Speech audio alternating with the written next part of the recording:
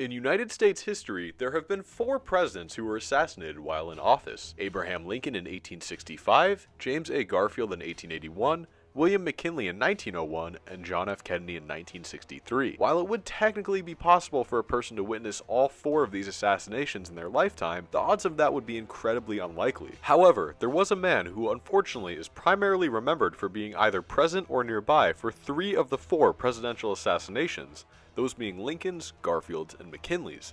That man is none other than Abraham Lincoln's eldest son, Robert Todd Lincoln. Robert Lincoln was born in 1843 to Abraham and Mary Lincoln, the oldest of 4 children that the couple would have and the only one to survive into adulthood. For the bulk of his father's presidency in the Civil War, he was studying law at Harvard. During his time as a Harvard student, Robert fell off a train platform in New Jersey and was very nearly killed by a moving train. He was grabbed and pulled up to safety, ironically by none other than Edwin Booth, the brother of the very same John Wilkes Booth that would go on to assassinate Robert's father. Robert enrolled in graduate school for the fall semester of 1864, but would leave in the early months of 1865 to join the Union Army, with his father's political allies criticizing his failure to join the war effort earlier. He would achieve the rank of captain, serving on General and future President Ulysses S. Grant's staff, although this was a short-lived position due to the Civil War officially ending on April 9, 1865. On April 13th, Robert returned to Washington, D.C. alongside General Grant to reunite with his family. On the morning of April 14th, the day that Abraham Lincoln was killed, Robert had breakfast with his father and relayed his experience watching Confederate General Robert E. Lee surrender earlier that week. He was invited to accompany his parents to Ford's Theater to watch the production of Our American Cousin where his father would be assassinated, but he declined on account of being exhausted from a long carriage ride. Robert was at the White House with his friend and private secretary to his father, John Hay, when tragedy struck. Upon hearing the news of his father being shot, both Robert and John Hay rushed to the Peterson House where the president was being kept, less than a mile away from the White House. At 7:22 a.m. on April 15, 1865, Abraham Lincoln was pronounced dead after being shot by the infamous John Wilkes Booth. The event obviously took a great toll on Robert Lincoln, not only going through losing his father, but witnessing the mental decline of his mother. He would go on to complete his education in Chicago and run a relatively successful law practice in the years following. He had a wife and 3 children and was outside of the public eye for a period of time until his entry into politics. In the 1870s and early 1880s, almost every Republican either wanted Robert Lincoln to work for them, with them, or just run for public office under their banner. He finally caved in 1881 when the recently elected President James Garfield asked Lincoln to be his Secretary of War.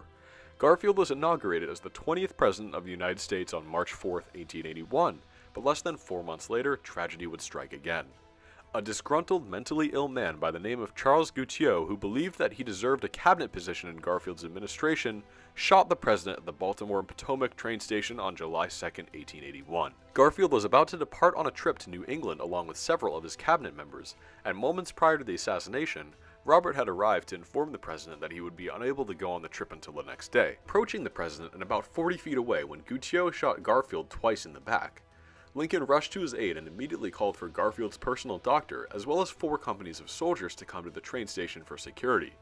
Unfortunately, Garfield passed away on September 19th of that year from his injuries, and potentially from medical malpractice, but that's a story for another time. After Garfield was shot, Lincoln was quoted as saying, "My God, how many hours of sorrow I have passed in this town." When Vice President Chester Arthur ascended to the role of the presidency following Garfield's death, he only kept one of Garfield's cabinet members, Robert Lincoln, as Secretary of War. For the next 20 years, Robert held a variety of jobs in and out of politics. He returned to his legal practice for a time, served as ambassador to the United Kingdom under President Benjamin Harrison, and then became president of the Pullman Car Company in 1897. In the summer of 1901, the Lincolns were returning home from a vacation in New Jersey and decided to stop at the Pan American Exposition in Buffalo, New York on the way. This was a World's Fair type of event with the intention of showcasing the latest technological marvels in the Western Hemisphere. Coincidentally, President William McKinley was also visiting the exposition at the same time, and was tragically shot twice in the abdomen by an anarchist while at a concert hall on September 6, 1901. Upon arriving at the Buffalo train station, an employee handed Lincoln a telegram informing of him what had happened to the president just moments prior. Lincoln immediately rushed to the home of John Milburn, the president of the exposition, where McKinley was being kept for the time being. He actually felt relieved upon seeing the president's condition, believing that he was in a good condition to recover, and was quoted as saying, "My visit has given me great encouragement." Unfortunately, McKinley succumbed to his wounds just over a week later on September 14th. marking the third time that Robert Lincoln had been in close proximity to a presidential assassination. Upon Theodore Roosevelt's ascension to the presidency following McKinley's death, Lincoln wrote a letter to him that read in part, "I do not congratulate you, for I have seen too much of the seamy side of the presidential robe to think of it as an enviable garment." Lincoln largely kept out of the public eye for the rest of his life, continuing to serve as the president of the Pullman Car Company and later as a board member all the way until 1924.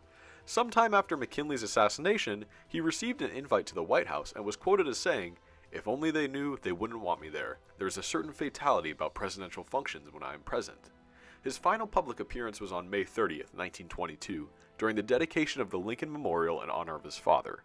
President Warren Harding was in office at the time and was the one who organized the dedication, and strangely enough, he was not assassinated, but he did die in office the next year. Of course, there's no correlation between his meeting with Robert Lincoln and his death from heart failure the next year, just like there's no correlation between Lincoln and the assassinations of the three presidents he was in close proximity to, but it is a strange detail no less. The Robert Lincoln story has always been an interesting one to me because of the crazy levels of coincidence that led it to happen in the first place.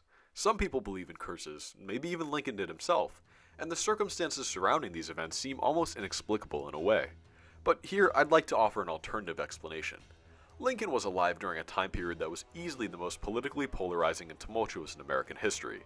We had just fought an incredibly bloody civil war, and the Reconstruction process as well as the rapid advancements of the Industrial Revolution and the fast spread of ideas across the world led to a time of drastic change. There weren't just a ton of political assassinations happening in the United States at the time. No, this was a worldwide phenomenon. In 1894, President of France Sadi Carnot was assassinated. In 1900, King Umberto I of Italy was killed. In 1898, Empress Elizabeth of Austria was assassinated. And of course, in 1914, Archduke Franz Ferdinand was shot in Bosnia that was the catalyst for the First World War. People were angry, the world order was beginning to change, and political leaders were the primary target. Lincoln was the son of arguably the most impactful president in American history, so of course he was likely to be in close proximity to the other presidents throughout his lifetime. So for those reasons, I think the assassinations he was in close proximity to were nothing more than a very unfortunate coincidence. But hey, I can't prove that. Maybe he was just cursed after all.